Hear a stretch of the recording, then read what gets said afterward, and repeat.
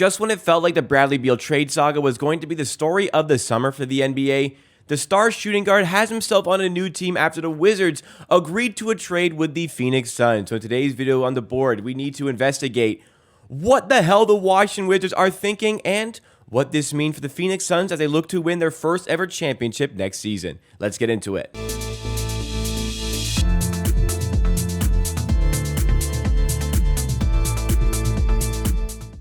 Welcome everybody to the Board HQ. This is the NBA content division of the Hammer Betting Network, where we go through trending NBA topics like this and also look at the betting twist as well. And there's a specific bet I'm going to be looking for this summer that I'll get to at the end of the video, so make sure you stick around to the end. Apologies if I look laid back at all. I'm dealing with quite an injury to my leg. I'm fighting through to get this video because that's how important this story is here. Bradley Beal has himself on a new team after the Washington Wizards agreed to a trade with the Phoenix Suns. And like I said in the intro, it kind of felt like this would be the ongoing saga. Teams seem to be lowballing the Washington Wizards to make a trade happen. And we know all about the no trade clause. We know all about the big contract. I spoke about that in the previous video if you've not seen it already. But it felt like the Wizards, they were going to have to hold out to get the right deal. They were going to have to hold out to get the best deal possible for themselves because the contract isn't great, but it is Bradley Beal at the end of the day.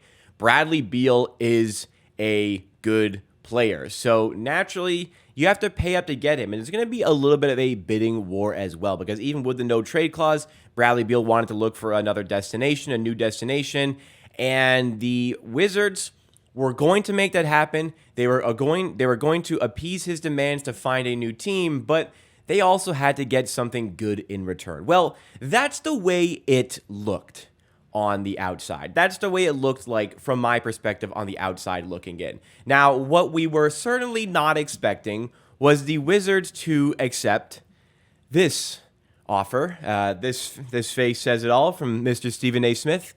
The Wizards are trading three-time All-Star Bradley Beal to the Phoenix Suns for Chris Paul, who the Suns wanted to waive anyway. So, first of all, Chris Paul, you know what, let's read the trade. Let's actually read the trade before I start. Chris Paul, Landry Shamet, a handful of second round picks, multiple pick swaps, and that's it. For Bradley Beal. So the reports are, okay, Bradley Beal only was going to lift his no trade clause for the Phoenix Suns. So be it. You should have gotten more than this, Washington. Let's start. Chris Paul, who the Phoenix Suns were wanting to waive anyways. This, to me, the Wizards have done Phoenix a favor by taking this contract. This is fact. The Wizards have done the Phoenix Suns a favor in taking this contract Phoenix were likely going to waive anyways. They get Landry Shamet for salary. You know what? Shamet's on a solid contract. I don't hate Shamet on like $33 million for the next 3 years total. That's fine. A handful of second-round picks, like chump change. You see the way second-round picks are being thrown around at the NBA trade deadline, second-round picks, and multiple swaps. When it broke that the Suns had traded for Bradley Beal, first of all, I was shocked that anything happened. But I'm like, well, they don't have picks. I mean, DeAndre Ayton has to be involved. I wonder what's going to be around DeAndre Ayton. The Wizards didn't get DeAndre Ayton, nor did they get a first-round pick for Bradley Beal. I was speaking about in the last video. What was it, Friday I did it? I spoke about on Friday.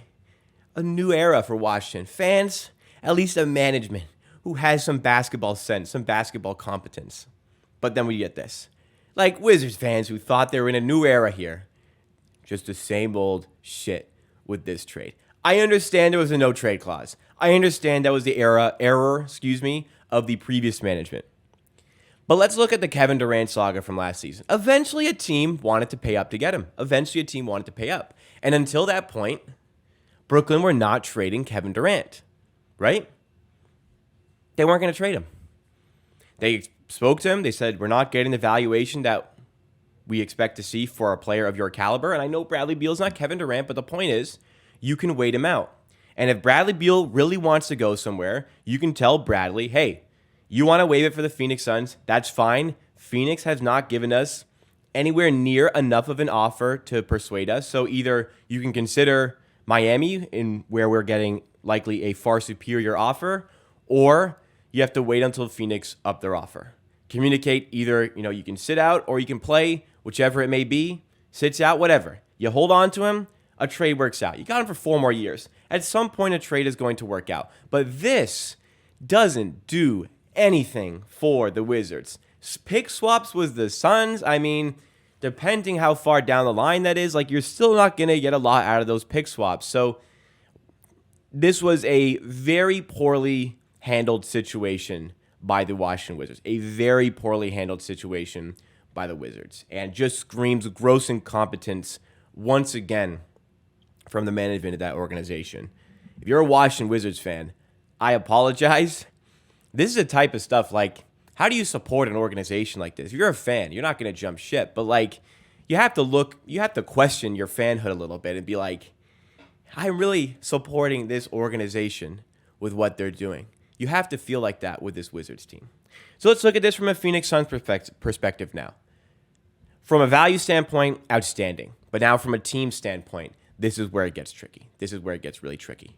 Now, I did the video on Friday, and I spoke about the betting odds for teams to win the championship, or teams to land Bradley Beal, sorry. The odds of teams to land Bradley Beal. And obviously that market is gone, but I wanted to see exactly where the Phoenix Suns were, because I didn't mention the Phoenix Suns on Friday, because I had to go back to the video. It's going to be a little bit of an inception here, but I had to go back to my previous video. Look where the Phoenix Suns are. Way down here, plus 3,000. Because we knew the Suns would be interested. But they had nothing of value to offer the Wizards that would entice them enough to give up Bradley freaking Beal. That was the thing. They didn't have anything to give up. So when I saw the Phoenix Suns were finalists to land Beal, I was like, well, what the hell are they going to give up? Even if they give up DeAndre Ayton, that still won't be enough with all the other stuff. But alas, here he is. Bradley Beal is on the Phoenix Suns. No win totals that I've seen in the NBA just yet, but I feel as though the Phoenix Suns are going to be very, very, very much overvalued by sportsbooks. Yeah, Bradley Beal. Yeah, Kevin Durant. Yeah, Devin Booker. I understand that. Now, how the team is going to shake out? Well, some reports suggest that even though the trade is not finalized, Brandon Goodwin could be involved in the deal from the Wizards to the Suns. That would be a pretty good pickup by the Suns, given the lack of depth they're going to have as a result of this. But the projected starting 5, my projection is Devin Booker is going to move into the point guard slot. He's going to become the point guard for this team. Bradley Beal at the 2, Kevin Durant, Josh Okogie as the forwards, DeAndre Ayton as your center. So the problem last season was a lot of players who play a very similar style and a lack of depth, not enough shooters overall. That was a problem last season. Your 4 best players have a similar style. You don't shoot enough threes. Your depth sucks. Well, your 3-point shooting got a little bit better with Bradley Beal over Chris Paul. Bradley Beal's a much better player than Chris Paul this present day. But you still have 3 superstars with a very similar style. And your 4th star, DeAndre Ayton, also plays with a very similar style. You're now paying Kevin Durant, whatever he's in the 40s or 50s million. Same with Devin Booker. Same with Bradley Beal's making like $45 million. So you're paying these guys this crazy amount of money. DeAndre Ayton got the max because you didn't want to lose him for free. And you got to pay people to fill out your roster. So given this, the depth is still going to suck. You're still going to have a logjam of players who have a very similar style. And you're just hoping the superstardom of these players makes up for it. So even beyond that, Devin Booker has health issues. Kevin Durant has a lot of health issues. Bradley Beal consistently deals with injuries. I'm going to be eagerly waiting win totals to come out here. If I see the Phoenix Suns at a normal amount of juice, like 110, 115, if it has to be. If I see that and I see the Suns as a win total of 54 or more, best believe playing the under there. A lot can go wrong there, but I find for that to go right and for them to dominate in the regular season, I really feel like a lot has to align for that team to get in the right foot. There's very limited possibilities of them going for high 50s and wins. So 54 up, I am looking to take the under. And my leg sitting here is really starting to hurt now. So that's all that I got for this one. Looking for Suns unders. Not going to blindly play it. I'm going to wait and see. But I don't see this working for the Suns. They're a playoff team. Don't see them as one of the top championship threats. We'll see. Could be wrong. Could be looking at this in a year, thinking, what the hell is Jacob thinking? But we'll see this for from a Wizards perspective. You got off the contract. I get it's a bad contract, but man, oh man, that was not enough for Bradley Beal. What do you guys think? Let me know your thoughts and opinions in the comments on the YouTube channel. If you're listening audio form, you can let us know on Twitter at @TheBoardHQ.